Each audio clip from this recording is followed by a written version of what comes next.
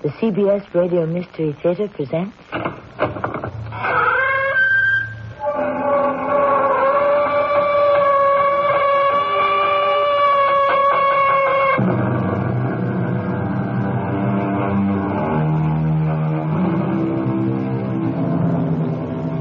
Come in. Welcome. I'm Tammy Grimes. We heed no instincts but our own, said the poet.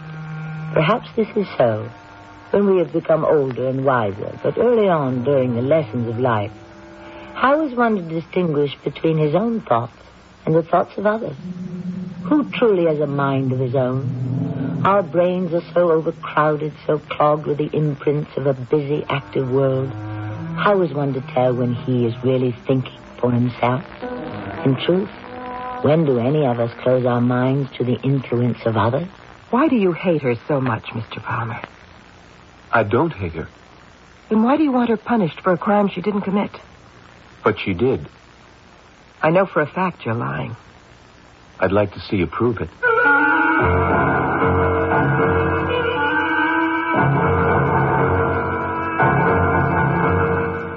Our mystery drama, First Impression, was written especially for the Mystery Theater by Victoria Dan and stars Terry Keane. I'll be back shortly with Act One.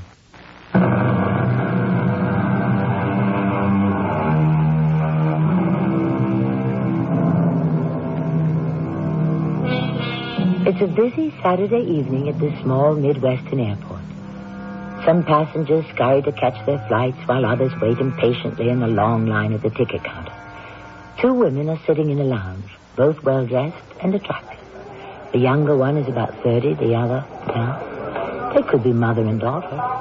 Perhaps they are here to greet an arriving relative or to embark on some kind of holiday. So it would appear to the less practiced eye, until you notice the steer's handcuffs, linking them together. Is there anything you want, Mrs. Palmer? No. Magazine or something? No. No, thank you. Detective Weston. I guess we'll be boarding soon. They're all staring. Mrs. Palmer. Those people. They know. Nobody's looking, I assure you.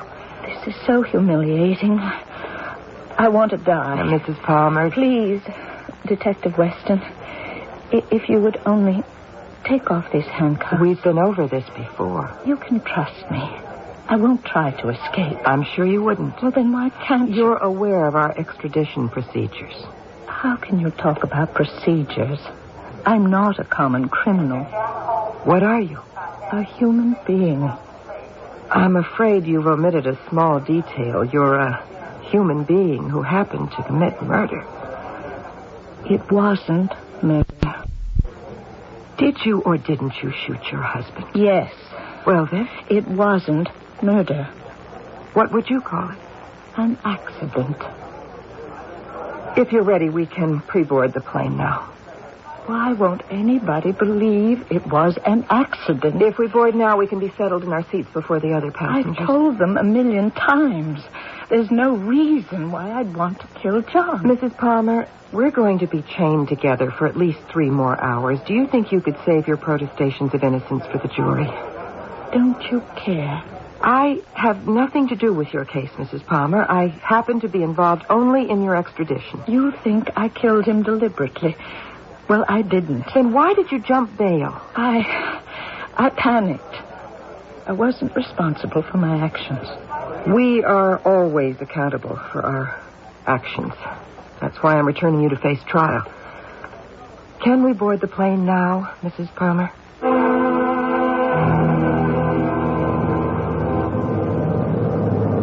Are you all right, Mrs. Palmer?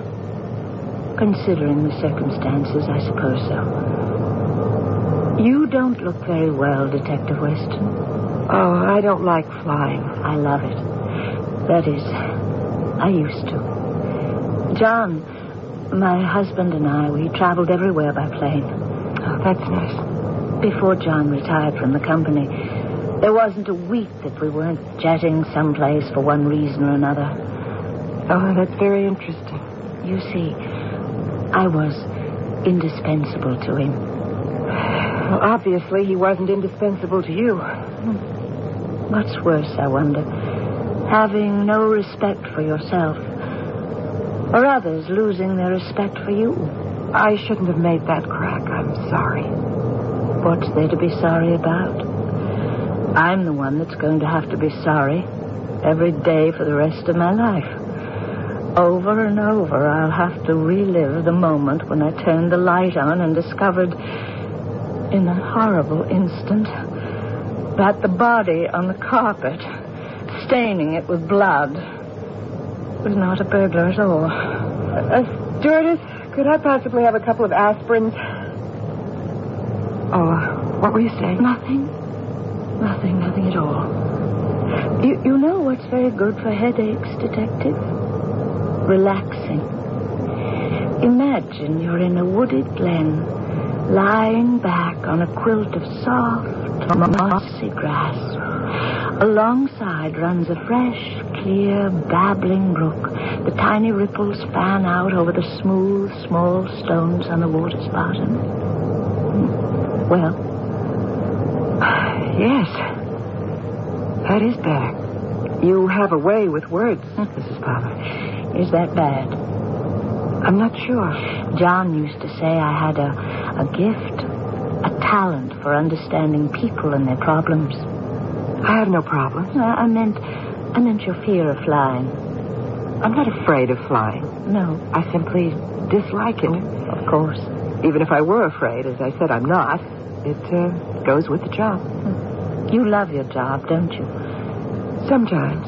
I love my job all the time. I started right out of high school.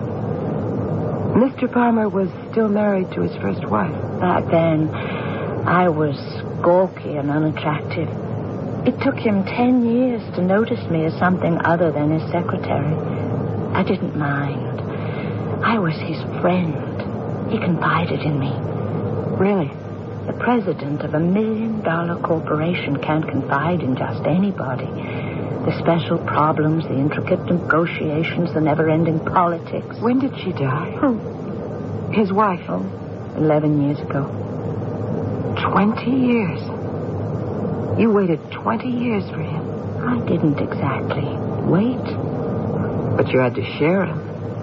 At night, he went home to someone else. During the day, working late on long business trips, he was mine.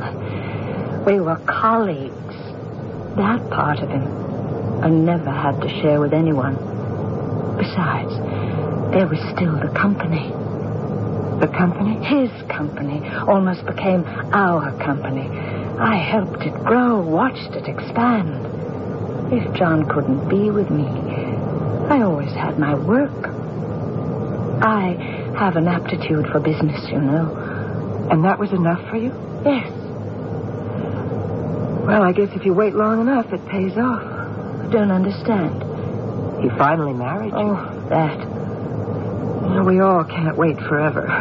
I wasn't aware we all were. Are you Detective Weston? Am I what? Waiting? No. What are you waiting for? Who are you waiting for? We were talking about you, Mrs. Palmer. Why did you kill him? I've already told you it was an accident. What happened that night? Why are you suddenly interested? I'm curious. It's all a matter of record. John had bought me a gun. We'd had 2 robberies already, and he hadn't wanted me to be unprotected while he was out of town. It was about 2 a.m. I heard a car pull up. I knew it couldn't be John. John was away on a fishing trip in Canada. But didn't it occur to you that he might be coming back early? It couldn't be him. That is, I thought it couldn't be him.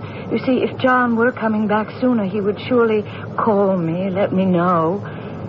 Anyway, I could hear the front door opening. I was terrified. I was alone in my home, except for Brooks and Marguerite. Your butler and housekeeper? Yes, their quarters are over the garage. I heard the footsteps in the hallway. Surely, if it were John, he would have turned the lights on. Where were you then? Standing at the top of the stairs. You already had the gun? It was like being in a trance. I could hear my heart beating against my ears. I couldn't feel my arms and legs. I started to walk down the stairs. I was weightless. I floated. Below was a shadowy figure in the darkness. It was tall, frightening. See, it wasn't a person. It was an apparition. I had to be dreaming. Then this apparition, this thing, raised its arm at me. The gun in my hand started firing. You know the rest. Yes, I know the rest. I just have one question. What? Why doesn't anybody believe you?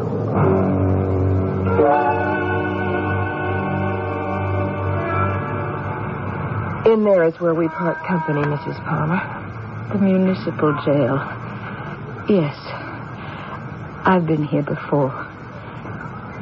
Detective Weston? Yes? When they finally set a new date for my trial, will you be there? I don't know. It would be very, very encouraging to see one friendly face. Well, I find it hard to believe that a woman like you has no friends. It's harder to believe that I have so many enemies. Enemies? What kind of enemies? It must have been the flight, but I'm suddenly terribly fatigued. Who are your enemies? I shouldn't have brought it up. Some things are better left unsaid. Can we go inside now? Oh, wait a minute. Who do you consider an enemy? I'm afraid I've already been indiscreet. About what? I don't understand. You don't understand? Then ask yourself this. Why don't I have any friends?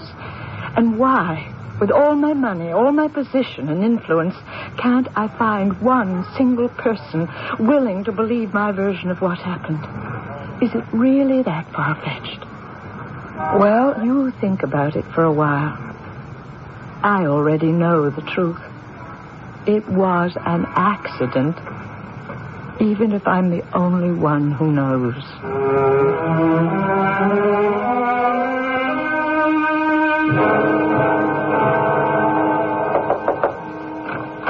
Weston, come on in. How are you? Captain? Sit down. Tell me about your trip. It was all right. She didn't give you any trouble? It depends on what you call trouble. Well, what's that mean?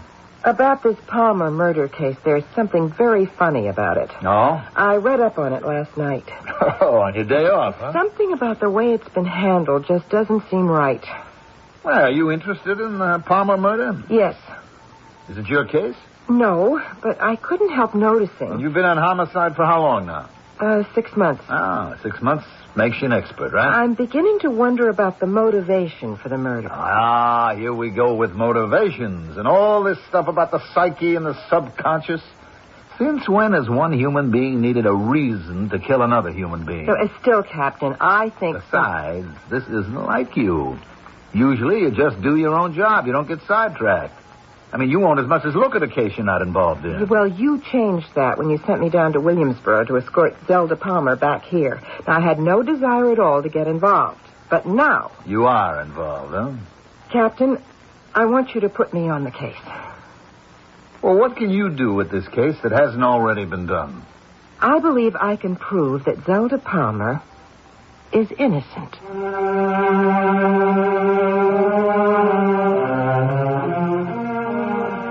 The art of persuasion, it is said, can be taught, acquired. Many, however, believe it is a rare talent that one can only be born with. And though all the people we've met thus far seem to be trying to persuade other people in some direction, it would appear that only one has so far been successful. Of course, this is only Act 1. And when dealing with the human nature, anything is bound to develop. When I return with Act 2...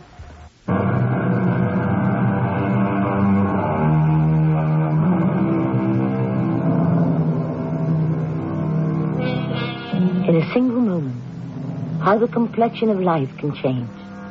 We look in the eye of someone we think we know so well and see a light we never saw before. Or in a single word, or solitary gesture, a complete stranger can manage to strike a certain chord within us. Detective Cynthia Weston was convinced in the beginning of our story that Mrs. Zelda Palmer deliberately shot and killed her husband.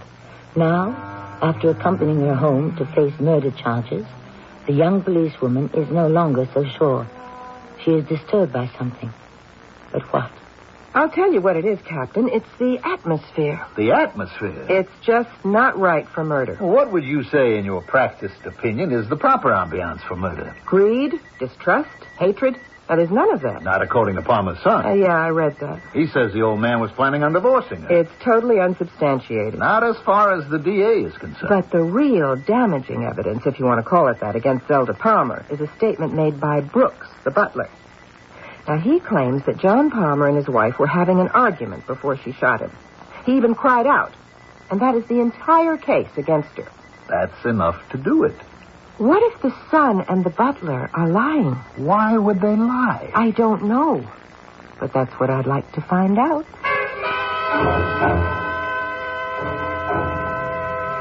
Yes? I have an appointment. I'm Detective Weston. Well, go right in. Mr. Palmer is expecting you.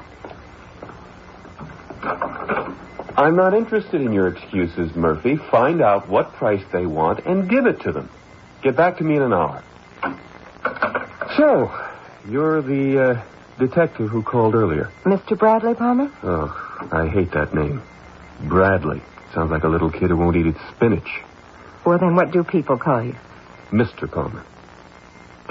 Do you mind if I sit down, Mr. Palmer? Go ahead. Is this going to take long? I've got a conference scheduled for 10:45. How long have you been running Palmer Industries? 3 years. And what were you doing before that? I was, out of the country.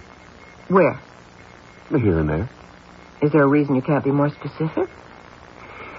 What bearing does it have on my father's murder? I believe you were somewhere in the Far East, weren't you, Mr. Palmer? Well, if you already knew, why bother asking? Your reluctance to be candid with me is very interesting. What were you doing in that part of the world for over 7 years? Why don't you tell me? You were in a monastery. A very obscure teaching sect in the Himalayas known as the Gahari Shimta. What does this have to do with... Aside from preaching a doctrine of nonviolence, the Gahari Shimta reject all material wealth. How do you know about Shimta? Now, today, you drive a Mercedes, wear $500 suits, and run one of the largest corporations in the country. What made you give up the monastery, your entire way of life, and return to the States? My father asked me to. And anyhow, my time with Gahari was complete. Why did your father want you home? I should think that would be obvious. He was getting older. There weren't any other children. It was up to me to carry on. In other words, take over. I didn't want to leave at first. Then I understood. As president of Palmer Industries, I might be in a position to improve the condition of mankind. There are endless ways in which money and power can be used to benefit mankind. Peaceful instead of... I'm sorry, what were we talking about? Your father. Oh, yeah, well, he wanted to retire. Go fishing, put the company in the hands of someone he could trust. Well, what about your stepmother? He trusted her. I'm sure he did. But image was very important to him. You see, Father was convinced that a woman, no matter how competent, would convey an image of weakness, which would reflect on the entire company. Weakness, vulnerability, that's what sets the wolves at your door. That is the nature of the world, I suppose. Mr. Palmer, who would stand to gain the most by your father's death? Gain? I consider death a loss. Or on a purely material, financial level, who would benefit the most? My father had already divested himself of the bulk of his estate. Which means? Well, the house, other properties abroad, and cash assets he left to her, my stepmother. What about the company? He signed the controlling interest over to me a year ago. Why do you insist your stepmother's actions were premeditated? Because they were. On what do you base your opinion? I just know, that's all. Mr. Palmer, why did you lie to the district attorney? I haven't the vaguest idea what you're talking about. You claimed that your father confided to you his desire to initiate divorce proceedings against your stepmother. Now, I don't believe such a conversation ever took place, except in your mind. And by what method do you deduce that? Just a hunch. But your answers sewed it up for me. Noticed your first instinct was not denial or outrage, but a smug retort. Thank you for your time. I assure you we'll be speaking again. Very soon.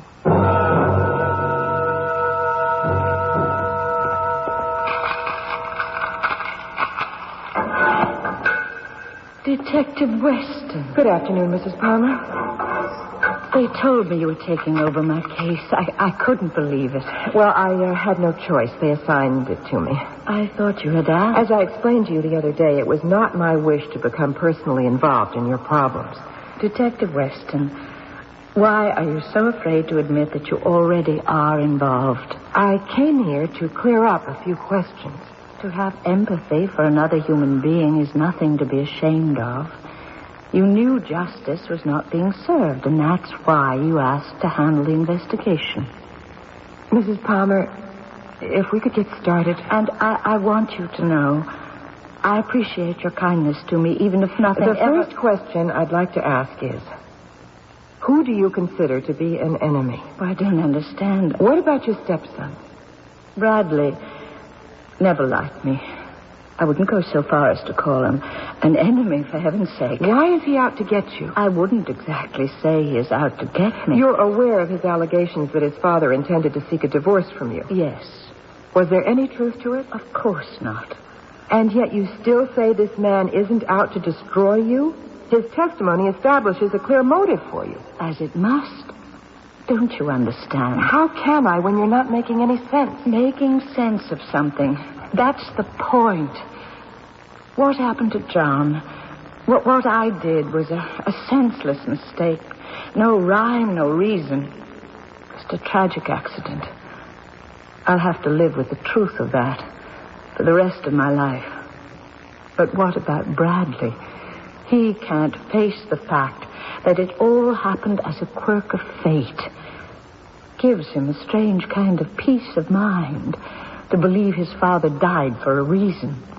In an odd sort of way, that sounds plausible. He was always a sensitive boy. I forgive him his thoughts. That's very generous, Zelda, but where does it leave you? I suppose in the long run, it doesn't make a difference.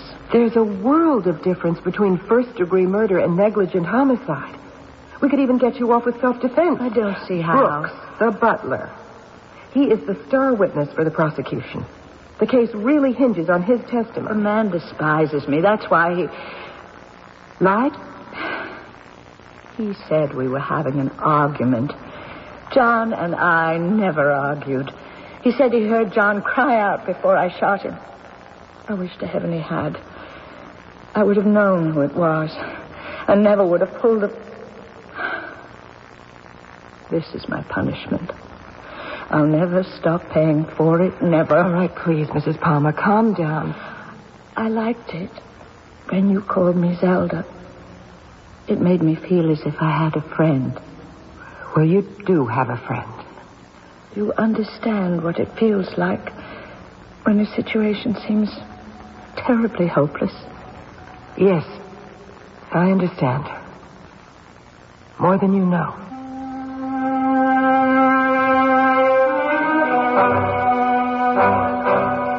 He was a good man. He didn't deserve to die. Well, nobody deserves to die, Mr. Brooks. Well, just Brooks, if you please. And if I may, I disagree with you. There are many who deserve to die, making the world a better place as a result of that absence. Yes, well, about that night. They already have my statement. I don't. Well, Margaret and I were asleep in our quarters over the garage. I heard this car pull up in the driveway. A moment later, I heard the front door open. You must be a very light sleeper. Yes. My wife, bless her heart, is sleeping like a log, dead to the world. Then what? I have gone over this before. Not with me. Very well. After a moment or two, I heard voices. It was Mr. and Mrs. Palmer. Her voice shrill and hysterical, and his low and calm. And suddenly I heard him shout, "No, don't." And? That is when I heard the gunshots. And by the time I arrived at the hall, the light was on and Mrs. Palmer was standing over her husband's body, with the gun still in her hand.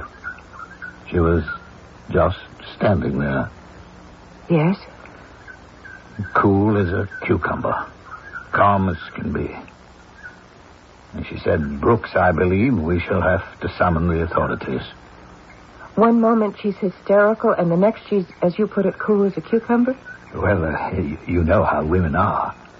No, I don't. How are we? At any rate, I hope they put her away for life. That's what I hope. If we may depart from your aspirations for just a moment, could you tell me how long you've been working here on the estate? Margaret and I were employed 3 years ago. Who hired you? Mr. Palmer. Oh, so Mrs. Palmer had nothing to do with your being hired? They were out of town on a trip. But I thought you said... Oh, I meant we were hired by the present Mr. Palmer. Bradley? Yes. You see, the previous couple had quit rather suddenly, and Mr. Bradley consented to put the household in order while his father and Mrs. Palmer took a badly needed vacation. I believe you said on the phone that you wanted to see the house. Yes.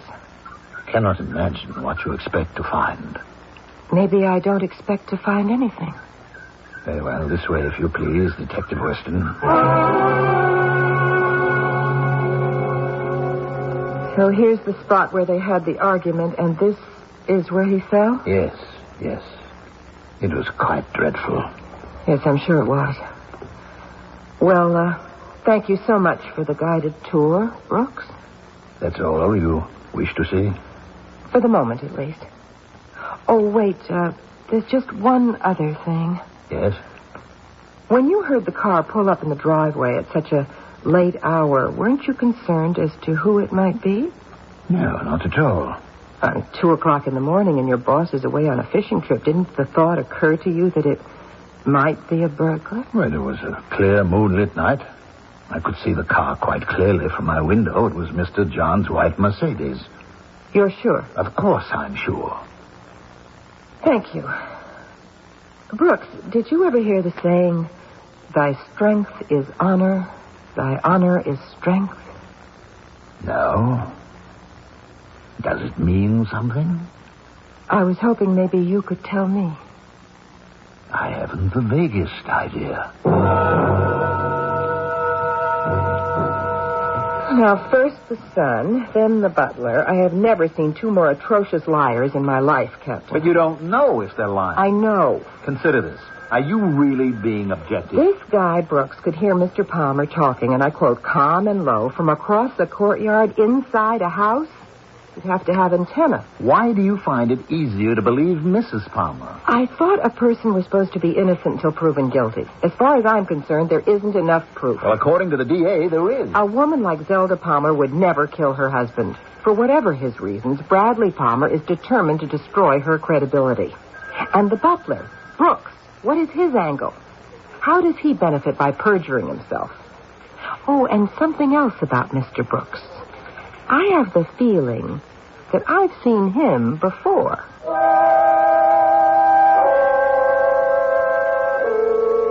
This seems to be a story where everyone has something to hide. The wealthy widow, the stepson, and the butler. Not a particularly unusual brew for murder and intrigue.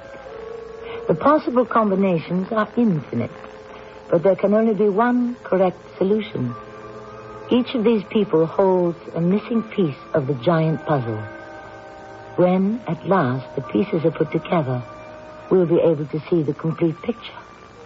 A picture just about ready for viewing in Act 3.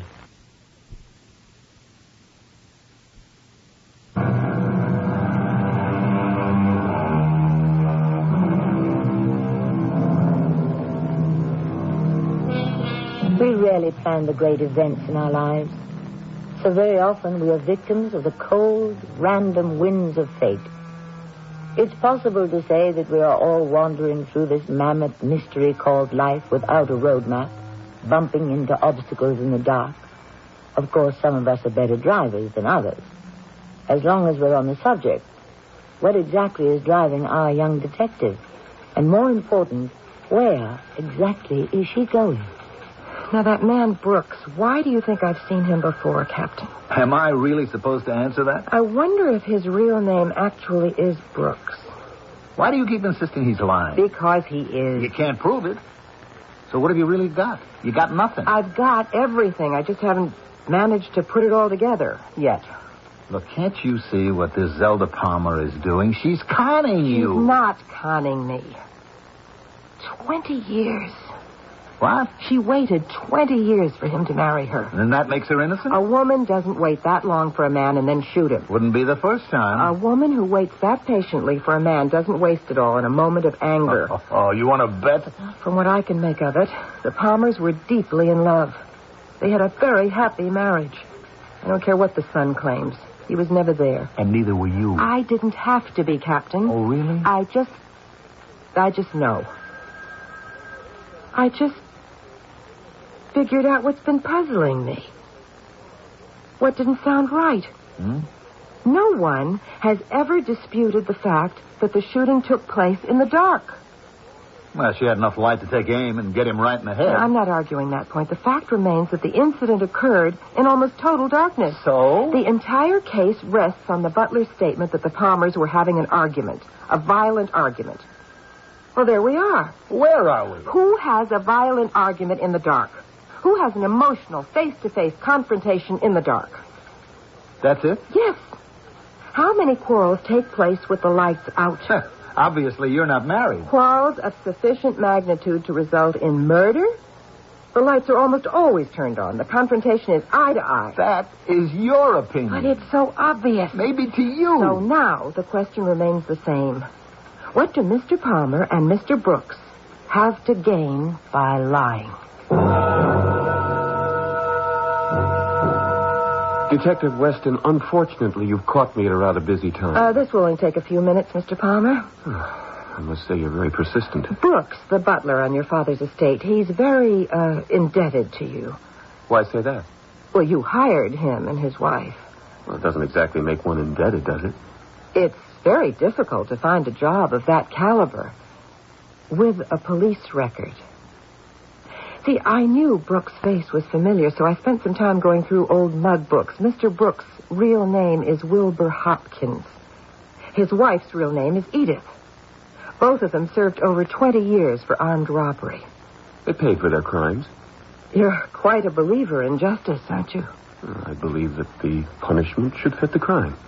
It was very generous of you to give Wilbur and Edith a new lease on life. It takes a lot of influence to establish two people in new identity. As I said, they paid for their crime. And they deserved a second chance? Yes. Mr. Palmer, is this what you meant by using power and position to help those less fortunate? Perhaps. How very charitable of you. Acts of charity should be performed discreetly. I suppose you learned that from the monks of Gahari Shinta? No, from my father. Kindness and generosity are signs of weakness. Competitors are more likely to try to take advantage. One's image becomes less intimidating, more human, more vulnerable. We're on the topic of image again. Now, a man at the mercy of a woman, how much more vulnerable can he be? Who are we talking about? You or your father? To be shot, unable to defend himself. She was always a rash, impossible woman. And I made it a point to avoid her. What did she do before all this to make you hate her so terribly? Hate's a strong word. I prefer dislike. I'm going on the assumption that she's innocent in the case of your father. If that's so, what would prompt you to lie? You assume a great deal. I know a great deal. About time. A woman doesn't spend years waiting for a man she doesn't love. And a man doesn't spend 7 years in a monastery just to kill time. Not a man like you. I learned a great deal. I believe that. Much of what you learned you still practice. this entire subject of vulnerability, weakness. You claim the philosophy is a legacy of your father. But doesn't Shimtar also preach hiding weakness, conveying an image of strength to avoid violent confrontation? How do you know about all these things? There's a very fine university in this town with a very fine library. Mr. Palmer, in many ways, you are still Shimtar. Everything you do and say has a special motivation behind it. Why are you out to destroy your stepmother? Destroy, that's another word I find distasteful. Detective Weston, do you have any children? I'm not married. Women with your intelligence and beauty should be married. Look, I can go home and hear this. You were saying about children? Perhaps if I had been her real son, instead of her stepson, perhaps if she'd been able to have a child of her own, maybe she would never have felt the need to...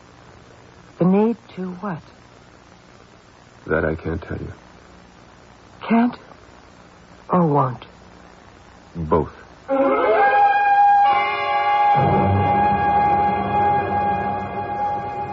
Zelda, I want you to tell me why there's such enmity between you.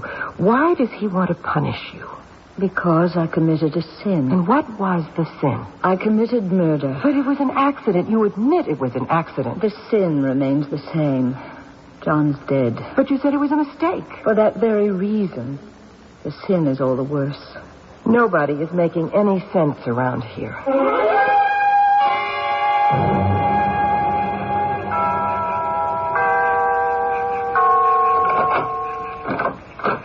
Detective Weston? I hope I haven't disturbed you at this late hour, Brooks. Well, you did tell me to expect you sometime past midnight. I wanted to check a few things out when the light conditions were similar to the way they were on that night.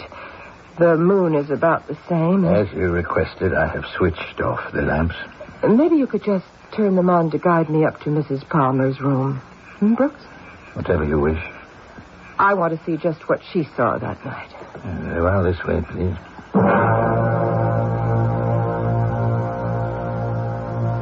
Not a bad room.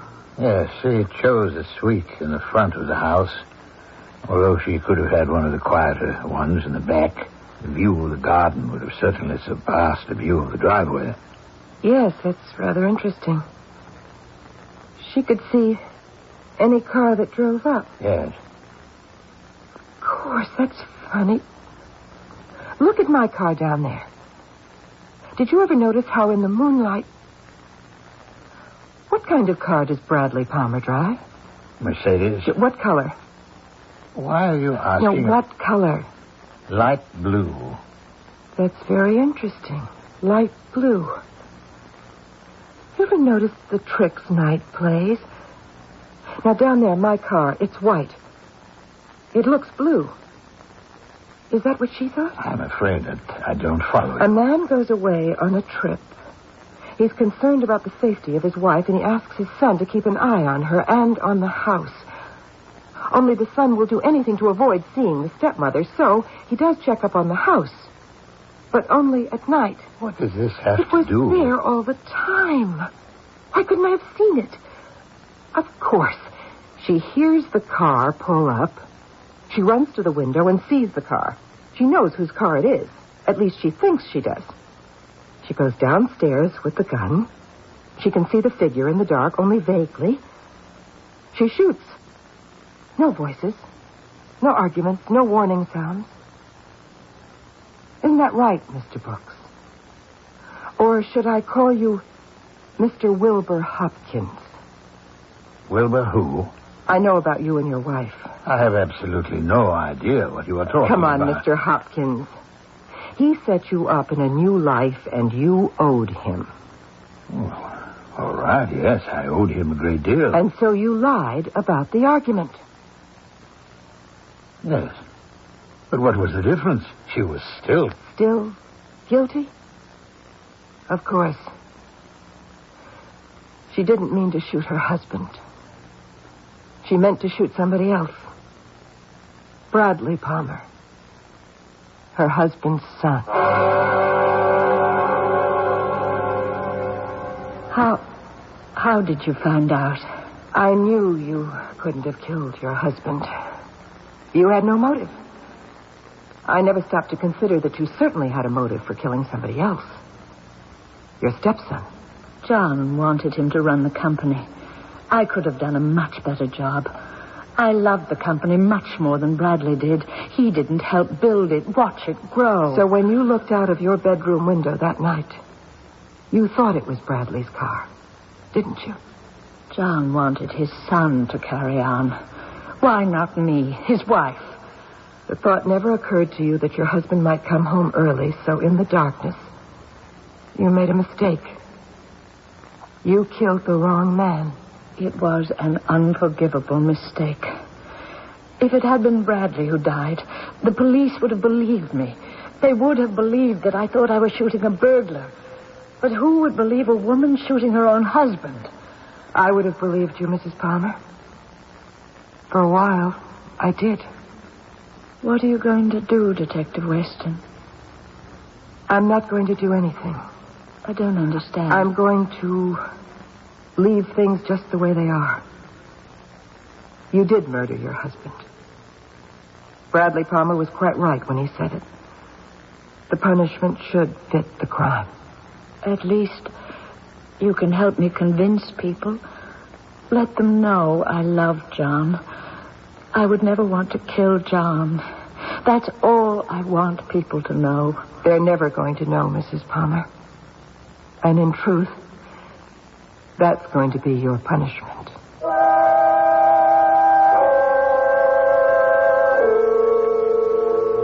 That famous line from Gilbert and Sullivan's Mikado.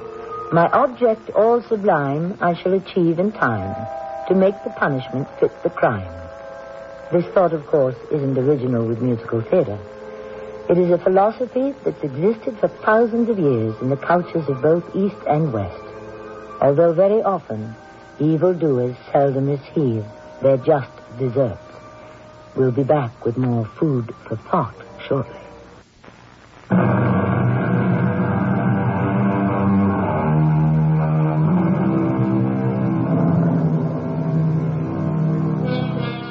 There are none so blind as they who cannot see. In this story, we've dealt with people who are blind in their points of view, limited by their own unfortunate experiences. Whether she's convicted for one murder or another, Mrs. Zelda Palmer's physical punishment will be the same. But the most important punishments take place within the mind and heart, because it is within our souls that we must be fully answerable to whatever power exists. Our cast included Terry Keane, Carol Teitel, Keir DeLay, and Mandel Kramer. The entire production was under the direction of Himan Brown. Radio Mystery Theater was sponsored in part by Raven House Paperback Mysteries. This is Tammy Grimes, inviting you to return to our Mystery Theater for another adventure in the macabre. Until next time, pleasant dreams.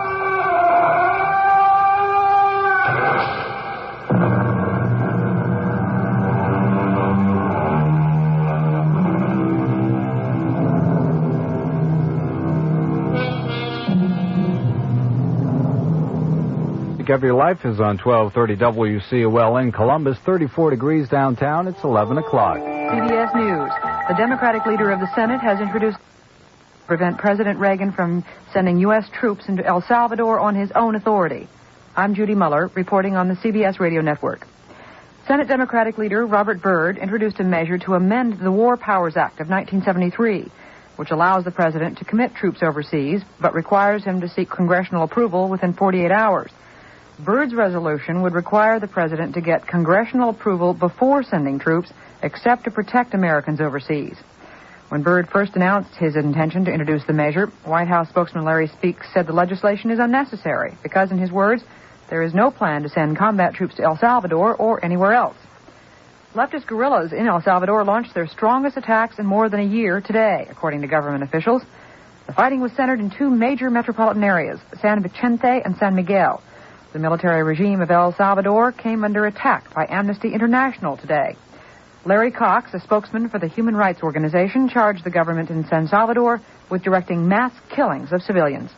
Well, there's no doubt that atrocities are being carried out by all sides in the armed conflict in El Salvador. But the evidence we have shows overwhelmingly that the majority of these killings are being carried out by the security forces of the government of El Salvador, that they are directed against non-combatants, civilians who are not engaged in guerrilla warfare, and that they amount to torture, murder, and mass killings. The group says it based its conclusions on a fact-finding mission in 1981 and on the testimony of refugees. More news in a minute. Wednesday on CBS television, Hal Linden stars as the father who abandoned his family 8 years ago, only to have tragedy thrust them together. You both need a father. Academy Award winner